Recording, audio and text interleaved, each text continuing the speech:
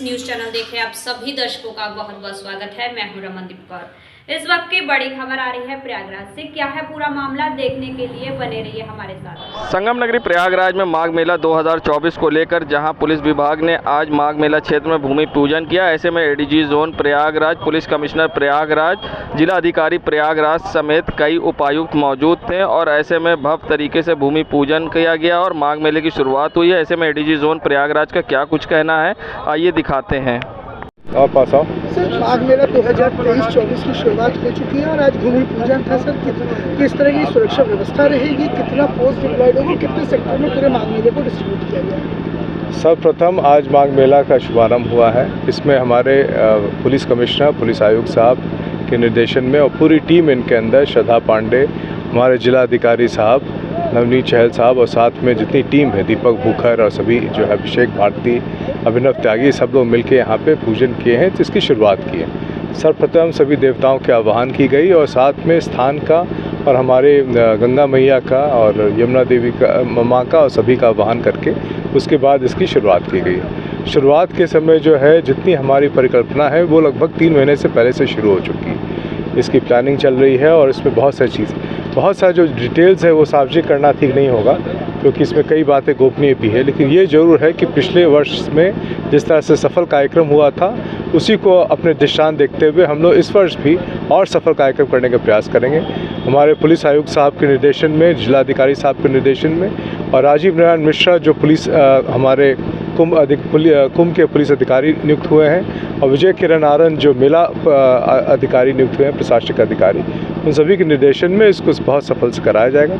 आप सब लोगों का सहयोग हमेशा रहा है और इस वर्ष भी रहेगा। मैं पूरी है इस पूजा में जिस तरह से आप लोगों ने जुट के हम लोग का साथ दिया है, इससे स्पष्ट है कि आने वाले समय में आपका लगातार सहयोग और सौहार्द बना रहेगा। सर, कुंभ की रिहर्सल के तौर पर माघ मेले को देखा जाए तो इस बार और क्या खास होगा? कई सारे स्ट्रैटेजीज़ हैं हमारे, जो हम लोग महाकुंभ 2024-25 में इस्तेमाल कर रहे हैं। उसकी तैयारी के लिए उन रिहर्सल्स को हम लोग इस बार भी करेंगे।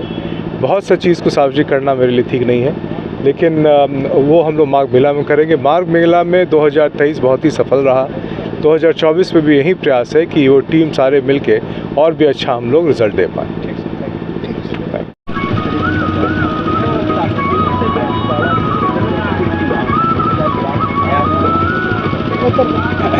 देखिए, प्रत्येक वर्ष माघ मेले का आयोजन संगम नगरी प्रयागराज में किया जाता है और इस वर्ष भी इसकी तैयारियां कुछ समय पहले से ही शुरू हो गई हैं। आज पुलिस प्रशासन के द्वारा और मेला प्राधिकरण और सभी अधिकारी गणों के द्वारा यहाँ पर हवन पूजन किया गया और एक तरीके से शुभारंभ किया है। पुलिस प्रशासन की जो सुरक्षा व्यवस्था रिलेटेड जो सारी तैयारियाँ हैं, उसके मद्देनज़र आज एक शुभारंभ के माध्यम से सुरक्षा व्यवस्था की जा रही है। साथ ही साथ मेला प्राधिकरण, अन्य विभाग जिसमें कि हमारे PWD विभाग है, चिकित्सा स्वास्थ्य विभाग है, उनके द्वारा भी अपनी कार्य योजना और अपनी प्लानिंग कर ली गई है। इस वर्ष 6 पॉन्टून पुल यहाँ पर लगाए जाएंगे और 5 सेक्टरों में पूरा जो मेला क्षेत्र है प्रारंभिक रूप से प्रस्तावित है। मेले का क्षेत्रफल जो है प्रत्येक वर्षों की तरह ही रखा जाएगा और जो आवश्यक सुविधाएँ हैं हमारे दर्शनार्थियों और श्रद्धालुओं की, उनमें और इजाफा किया जाएगा और बेहतर सुविधाएं दिए जाने का प्रयास किया जाएगा, क्योंकि अगले वर्ष 1 वर्ष बाद महाकुंभ का आयोजन किया जाएगा।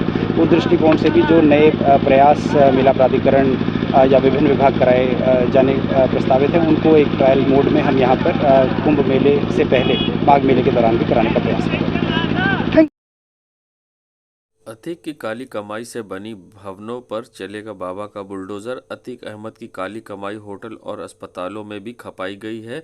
उन होटलों को और अस्पताल संचालक पर कानूनी कार्रवाई के साथ बने निर्माणों पर ध्वस्तीकरण की तैयारी प्रयागराज विकास प्राधिकरण की ओर से की जा रही है। कागजी कार्रवाई करने के बाद माफिया की काली कमाई से फल फूल रहे व्यावसायिक प्रतिष्ठानों के खिलाफ कार्रवाई तेज की जाएगी। पीडीए सूत्रों की माने तो शहर में 4 अस्पताल और 5 होटल में माफिया की हिस्सेदारी है। इन प्रतिष्ठानों में प्रतिमाह लाखों रुपए माफिया को मिलता था। अतीक अहमद के करीबियों, उसके मददगारों पर सख्त कार्रवाई की जा रही है। उमेश पाल हत्याकांड के बाद माफिया के शूटरों और करीबियों के अवैध निर्माण को ढाया जा चुका है। अन करीबी व मददगारों पर अवैध निर्माण पर जल्द ध्वस्तीकरण की कार्रवाई की जाएगी। सिविल लाइन्स, शाहगंज, धूमनगंज, नैनी, जॉनसनगंज चौक, करेली सहित अन्य क्षेत्रों में बने अस्पताल, हॉस्पिटल, होटल व कॉम्प्लेक्स पर माफिया का शेयर है। बाहुबली पूर्व सांसद अतीक अहमद और उसके भाई अशरफ की भले ही हत्या कर दी गई हो, उसके बावजूद अतीक की जो काली कमाई थी वो अस्पताल और होटलों में और साथ ही कॉम्प्लेक्स में खपाई गई थी। ऐसे में प्रयागराज क्षेत्र के कई क्षेत्रों में इनके कॉम्प्लेक्स, होटल और अस्पताल हैं जिन पर ये पैसे लगाए गए थे, जहां से लंबी हर महीने मोटी गाड़ी कमाई आती है। फिलहाल करेली, शाहगंज, जानसेनगंज, सिविल लाइन और भी कई क्षेत्र हैं नैनी जैसे, जहां पर उनके पैसे लगे हैं और जहां से अतीक को यहां से पैसे आते थे।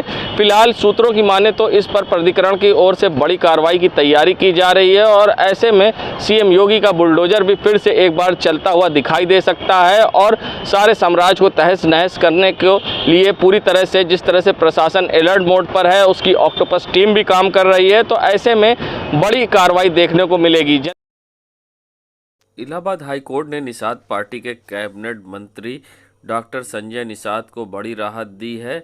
रेल ट्रैक जाम करने का आपराधिक केस वापस हुआ है। बता दें, इलाहाबाद कोर्ट ने गोरखपुर में रेलवे ट्रैक जाम करने के आरोप में चल रहे केस को वापस लेने की सरकार की अर्जी स्वीकार कर ली है। सीजीएम गोरखपुर के साक्ष्य के विपरीत गलत अवधारणा पर केस वापस लेने की अर्जी खारिज करने का आदेश रद्द कर दिया है। ये आदेश न्यायमूर्ति राजवीर सिंह ने राज्य सरकार की आपराधिक पुनरीक्षण याचिका व संजय निषाद की धारा 482 की याचिका को मंजूर करते हुए दिया है। याचिका पर शासकीय अधिवक्ता A.K. सर्ण ने बहस की।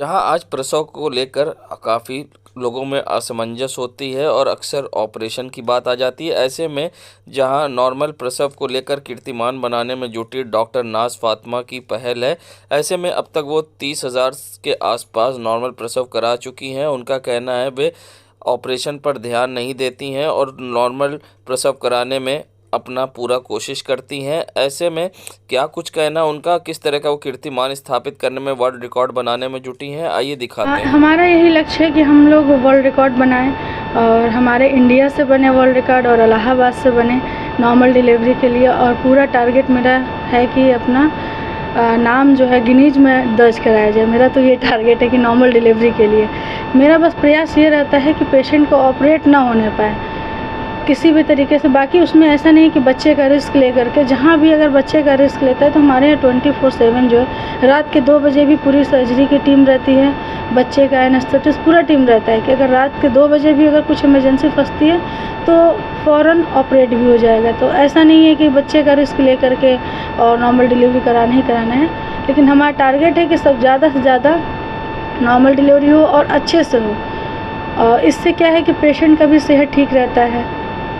इस वक्त जो है लोग सिजेरियन की तरफ ज़्यादा भाग रहे हैं, डरते बहुत ज़्यादा हैं, तो उनको सही गाइडेंस नहीं पता होता है कि हमें क्या करना चाहिए, किस तरीके का डाइट ले, किस तरह के एक्सरसाइज ले, तो लोगों को ये चीज़ें नहीं पता है, तो जिस वजह से काफ़ी डरते हैं। इसके लिए तो हमें बहुत ढेर सारे अवार्ड मिल चुके हैं नॉर्मल डिलीवरी के लिए, काफ़ी अवार्ड मिले हैं और लगभग 30,000 हो चुका है नॉर्मल डिलीवरी काफ़ी कम समय में।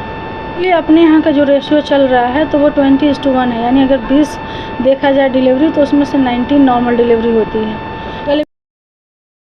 इस वक्त की बड़ी खबर प्रयागराज से है, जहां मुख्तार अंसारी के बेटे अब्बास अंसारी ने इलाहाबाद हाई कोर्ट में एक याचिका दायर करके अपने खिलाफ चल रहे ट्रायल को रोकने की मांग की है। अब्बास का कहना है कि विधानसभा के दौरान हेड स्पीच का मामला गलत है, इसको रोका जाए। सरकार से इस संबंध में जवाब मांगा गया है। इलाहाबाद हाई कोर्ट के द्वारा न्यायमूर्ति राजवीर सिंह के यहां पर चल रही है सुनवाई। देश दुनिया की खबरों के लिए world media times news channel को सब्सक्राइब करें।